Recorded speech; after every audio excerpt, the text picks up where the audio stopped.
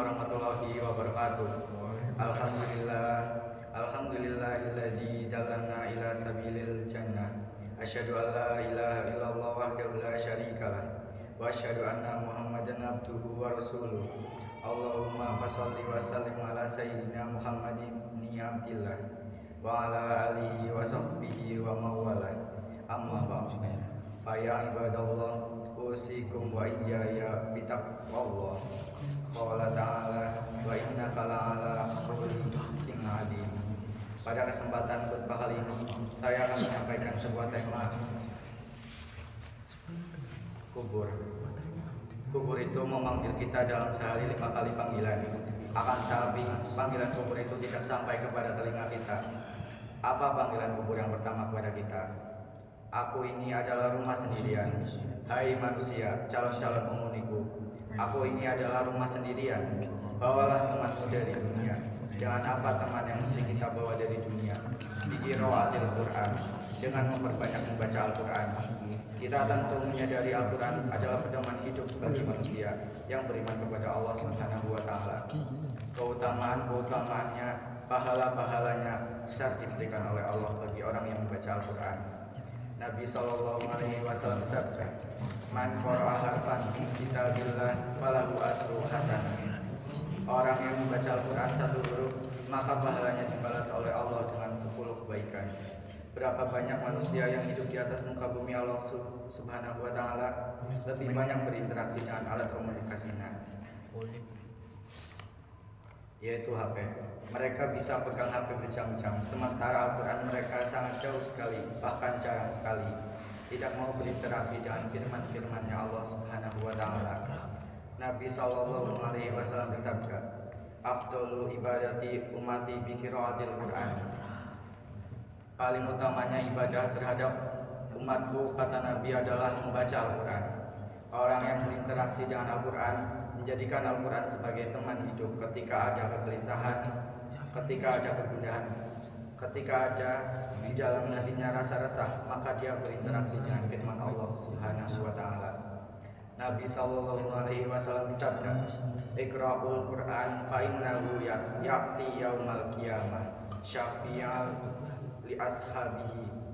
Bacalah Al-Quran karena sesungguhnya Al-Quran yang kalian baca nanti di hari kiamat bisa memberikan syafaat bagi orang yang membacanya. Maka oleh karena itu kubur memanggil kita, "Ana baitul wahdah." Aku ini adalah rumah sendirian. Faja maka mu'nisan fi qiraatil Quran. Bawalah teman di dunia dengan memperbanyak membaca Al-Quran. Panggilan kubur yang kedua yaitu wa ana baituz zulma.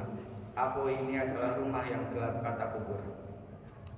Falawiruni bisalati lail, maka terangilah alam kubur, terangilah aku yang gelap itu dengan memperbanyak sholat malam, dengan memperbanyak sholat tahajud, dan di sebagian malam bangunlah engkau sholat tahajud sebagai tambahan ibadah bagimu. Mudah-mudahan Allah Subhanahu wa Ta'ala menempatkan engkau di tempat yang terpuji. Hamba Allah yang satu ini, ketika manusia orang-orang tertidur terlelap di tengah malam, di sepertiga malam, dia mencari Allah, dia sujud di hadapan Allah, dia minta kepada Allah Subhanahu wa Ta'ala, dia sholat tahajud. Ternyata ini akan menjadi cahaya nanti di alam barzah.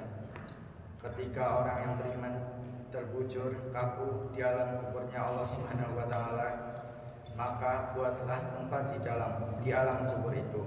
Beri cahaya dengan memperbanyak kita bangun sholat tahajud, bangun di tengah malam, kita bermunajat kepada Allah. Masalah-masalah hidup di dunia kita mengadu hanya kepada Allah Subhanahu wa Ta'ala. Hanya Allah sajalah yang dapat menghabiskan waktu, yang dapat mengeluarkan solusi untuk kita hidup di atas muka bumi Allah. Panggilan kubur yang ketiga yaitu wa ana baitut turab. Aku ini adalah rumah tanah, kata kubur. Tiba-tiba manusia tadi yang hidup di atas dunia, tapi ketika dia sudah terbujur kaku di alam barzah, maka dia tidur di tanah, di tempat yang basah, dihadapkan ke arah kiblat, maka bawalah alasnya dari dunia, kata kubur. Fahmilul firos bi amali sholih. maka bawalah alasnya dari dunia, kata kubur, jangan memperbanyak amal soleh. Hari ini kita bisa mendengarkan khutbah Jumat, maka itu akan menjadi penolong nanti di hadapan Allah.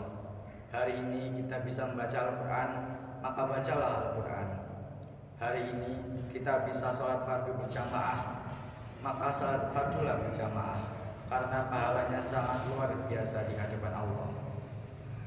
Setiap orang nanti akan bernaung di bawah sodakohnya, maka sodakohlah. Maka beruntunglah orang yang mengeluarkan hartanya di jalan Allah. Panggilan kubur yang keempat yaitu wa ana baitul afai, kata kubur, aku ini adalah rumah semua binatang-binatang buas. Ada padaku, kata kubur, yang siap menggerogoti kulit manusia yang menjadi mayat baru.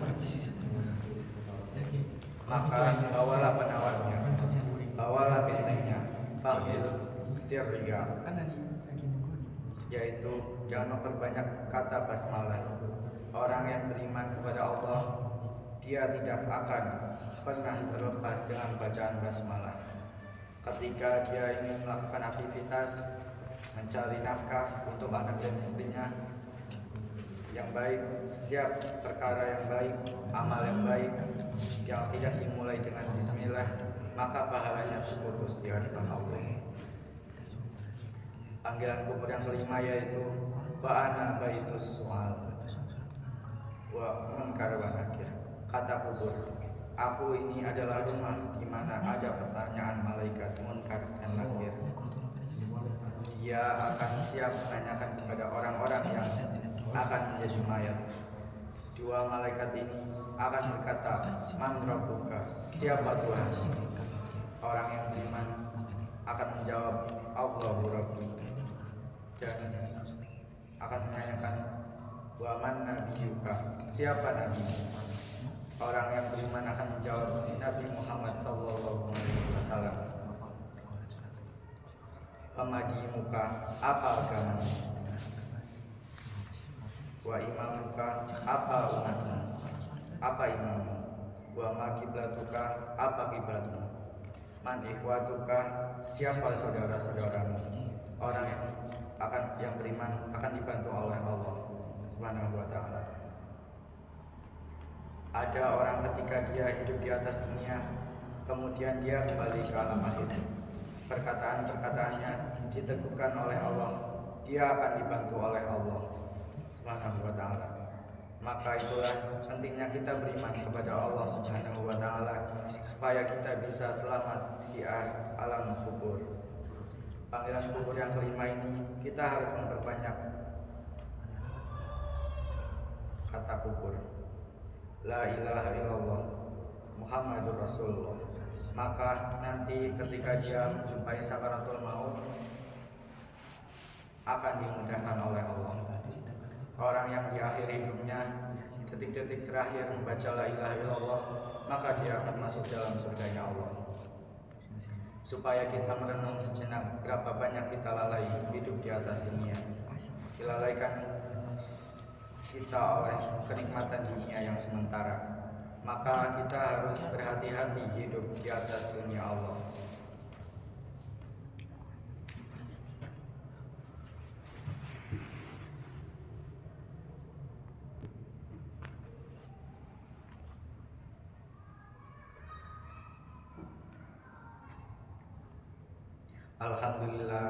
Alhamdulillahirabbil alamin, al-malakil azimil ladzi wahkumu bihaqqi wa yahdil bil adi wa yahdin nasi ila siratil mustaqim. Asyhadu an la ilaha illallah wahdahu la syarikalah wa asyhadu anna Muhammadan abduhu wa rasuluh. Allahumma shalli wa sallim wa barik ala nabiyyina Muhammadin wa ala alihi wa sahbihi wa man tabi'ahum ila yaumil qiyamah. Amma ba'd, fa ya ibadallah, usikum wa iyaya bitaqwallah wa ta'ati la'allakum tuflihun. Qala Allahu ta'ala di Qur'anil Karim, a'udzu billahi minasyaitonir rajim. Ya ayyuhalladzina amanu taqullaha haqqa tuqatih wa la tamutunna illa wa antum muslimun. Demikian khutbah singkat yang saya sampaikan, semoga bermanfaat. Mudah-mudahan setelah kita menyimak khutbah ini akan menggugah kesadaran kita. Barakallah li wa lakum fil Qur'anil Karim wa nafa'ani wa iyyakum minal ayati wa dzikril hakim. Wa qul rabbi firli warhamhum wa anta khairur rahimin.